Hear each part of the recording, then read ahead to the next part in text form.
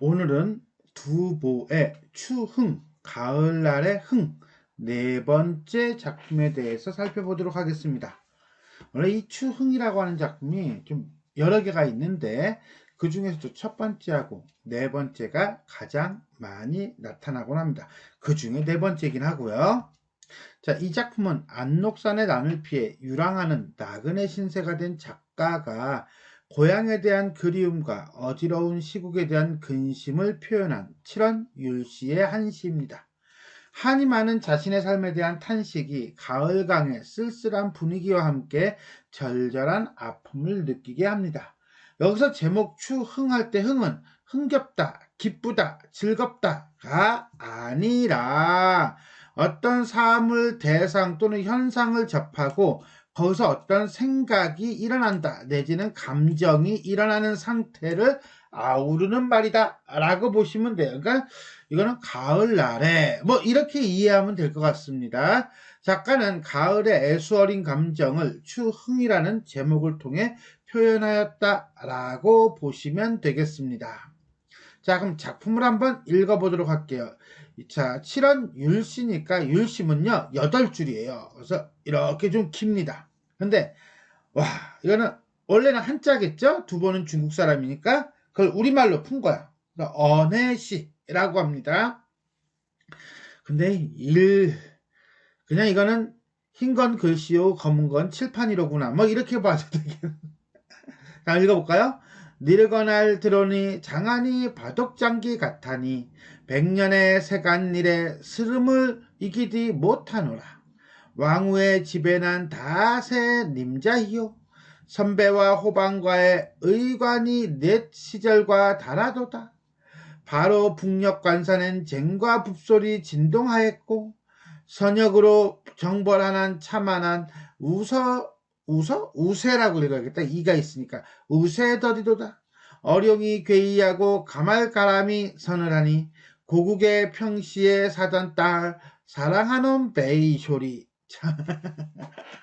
뭐래? 자, 이게 원문은 이렇게 돼 있어요. 어우, 깜짝이야. 자, 첫 번째는요, 문도장안 사혁기. 두 번째는 백년세사 불승비. 왕후 재택 개신주. 문무의관 이석시. 직북관산 금서진. 정서차마 우서지. 어룡장막 주강냉. 고국평가 유소샤. 이렇게 되는데, 자, 여기서 가만히 읽어보면요. 비, 시, 지, 사라고 돼 있는데, 이게 시예요. 중국어 발음으로는. 이게 어때요? 전부 다 이몸으로 연결되고 있다라고 보면 되겠죠. 선생님은 그래. 요거는 하나 팁. 옵션으로 넣고요. 자, 이렇게 끝에 홀수의 끝자리가 발음이 유사하게 진행되는 거. 이런 걸 우리는 뭐라고 합니까? 한시에서는 앞운이라고 합니다. 그냥 참고로만 알아둡시다. 내신 때 들어간다면 나올 수는 있겠으나 수능이나 모의고사에서 이 작품이 나온다고 앞운을 건드리지는 않을 테니까요. 자, 그럼 우리가 한행 한 구절 한 구절 살펴보도록 하겠습니다.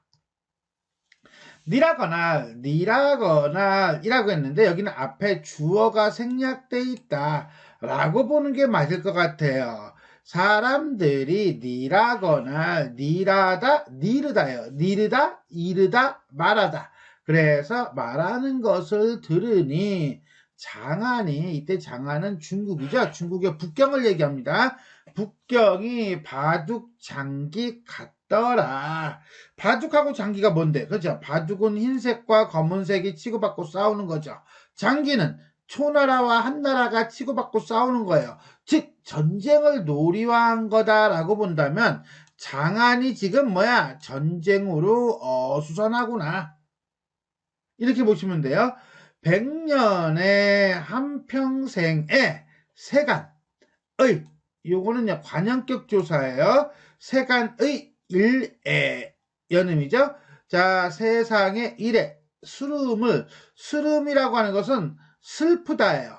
슬프다에다가 움이라고 하는 명사형 어미가 붙어가지고 슬픔을 이렇게 되는 거예요. 아, 명사형 어미가 명사형 전미사 미안. 명사형 전미사가 붙어서 슬픔을 이기디 못하노라. 밑에 현대어플이 넣어놨으니까 요걸로 참고하시면 되겠습니다. 왕후의 집에 난 왕후라고 하는 건 왕과 제후예요. 집의는 집이라고 해석하면 되겠어요. 왕과 제후의 집에는 다 새 님자야. 님자는 임자죠. 임자는 주인이야. 한마디로 반란군이 새로운 주인이 됐다는 거야. 그래서 선배와 호반과에 자 선비와 호반과 잠깐 이 와나 과는 연결 접속 조사죠. 그런데 우리는 선비와 호반의 이렇게 해석하면 될 거예요. 그죠? 그래서 문관과 무관의 해가지고 과가 중간에 한 번 들어가는데 중세 국어에서는 이렇게 나열일 때는 끝에도 들어갑니다. 그래서 선배와 호반과 의 이렇게 이해를 하시면 돼요. 오케이? 문관과 무관의 의관이 여기서만 의관이라는 것은 관복이 예전과 다라도다 옛 시절과 바뀌었다는 거예요. 자, 그러니까 결국 뭐예요? 의복제도가 바뀌었다는 것이고 의복제도가 바뀌었다는 것은 새로운 제도 내지는 규범이 성립됐다. 왜? 새로운 주인이 들어섰으니까. 바로 북녘 관산엔 쟁과 붓소리 진동하였고 바라는 바로 북녘 관산이에요. 관산이라고 하는 것은 밑에 보면요. 북쪽에 있는 관문이라고 해석했는데 관문이 맞아요. 근데 이게 이렇게도 해석합니다. 어떻게? 고향의 산 내지는 고향 내지는 국경이나 주요 지점에 있는 산에 문이 있기 때문에 이 관문이라고 하는 것으로 해석한 건 3번이 되겠고요. 내가 볼 때도 여기는 3번이 맞는 것 같기도 해요. 어쨌거나 간에 바로 옆에 있는 관산지방에는 쟁과 북소리가 진동한대요. 쟁을 짱짱짱짱 울리고 붕둥둥둥둥 북을 친다라고 하는 건데 이거는 분명히 청각적 심상이죠.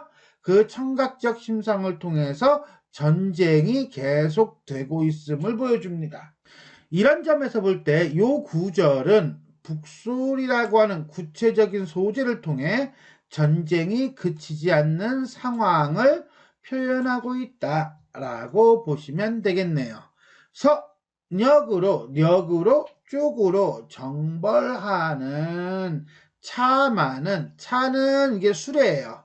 마차할 때 마는 말 그러니까 이건 전쟁 중이라고 생각하시면 돼요. 우세 더디도다.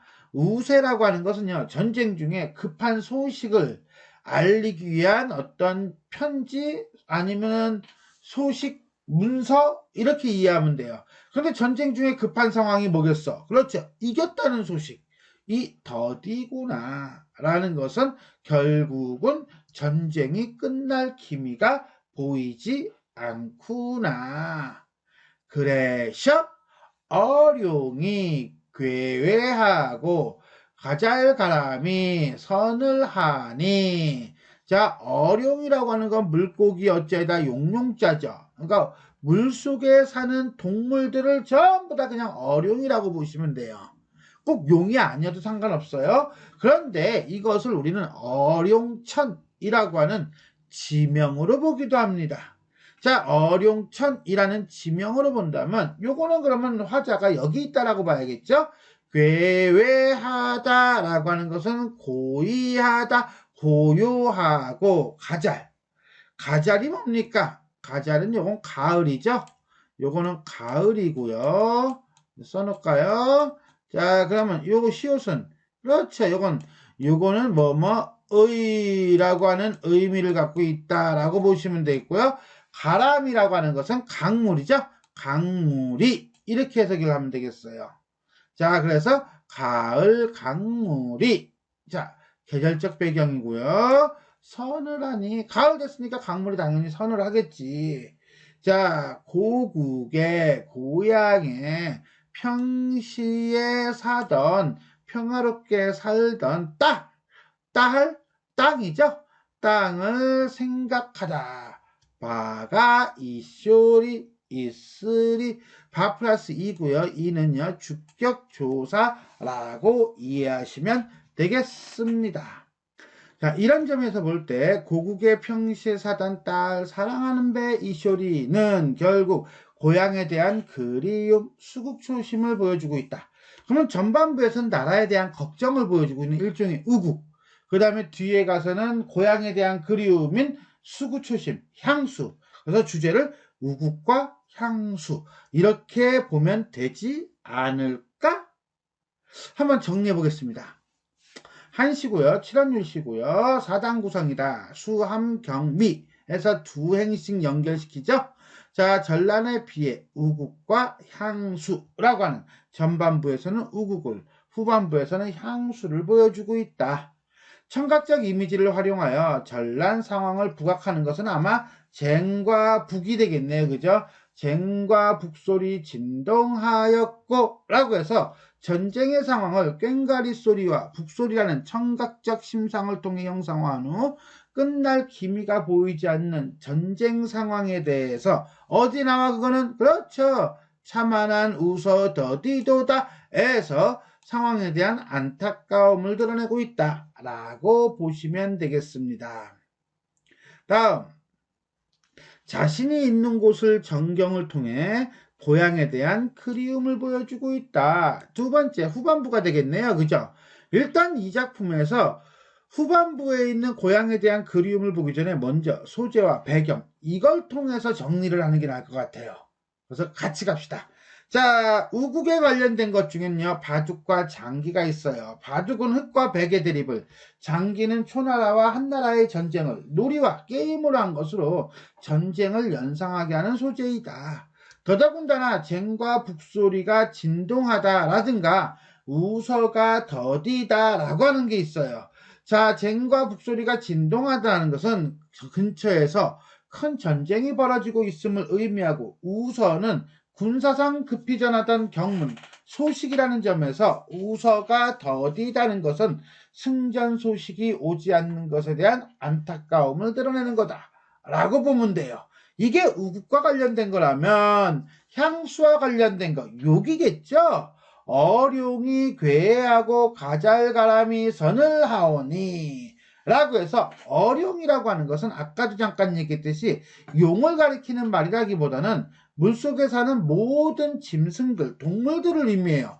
그런데 가을 가람에 선을 하니까 고요하대. 이게 무슨 소리냐라고 한다면 이거는 역도원이라는 곳에 지리서가 있습니다. 역도원의, 역도원의 지리서에 수경주라고 하는 지리서가 있는데 그 지리서를 보면 이런 구절이 있대요. 어룡은 가을과 겨울에 밤으로 삼는다. 그러니까 가을과 겨울에는 조용하다. 뭐 이런 거겠죠. 그래서 용은 추분이 되면 하강하여 연못에서 칙복하여 잠을 잠으로 가을을 밤으로 삼는다고 했다. 라는 점에서 요거는 수경주를 인용한 거다라고 보는 관점. 동그라미 1번. 또한 어룡은 진주에 있는 어룡천과 관련이 있다. 그래서 화자가 여기에 살고 있다라고 보는 관점. 동그라미 2번. 근데 어느 게 맞고 어느 게 쓰고 이게 아니라 그냥 중의적인 표현이다. 그래서 동그라미 1 플러스 동그라미 2번 이렇게 이해하시면 될 거예요. 뭐 어쨌거나 저쨌거나 어쨌거나 그쨌거나 간에 작가가 어룡천에서 쓴 것이든 아니면 역도원의 지리서를 인용한 것이든 어쨌거나 간에 어룡도 잠을 자는 시절이 되었으니 고국 고향도 태평했던 시절을 생각하며 수심에 잠긴다 정도로 이해할 수 있을 것 같습니다. 이런 점에서 본다면 가을강이 차다 라고 하는 것 같은 쓸쓸하고 적막한 계절적 배경과 함께 고향에 대한 화자의 그리움을 부각하고 있다라고 볼 수가 있겠습니다. 자, 지금까지 우리는 두보의 한시, 추흥, 네 번째 작품에 대해 살펴보았습니다. 지금까지 내용이 도움이 되셨다면 좋아요와 구독 버튼 눌러주시고요. 알람 설정 부탁드리겠습니다. 수고하셨습니다.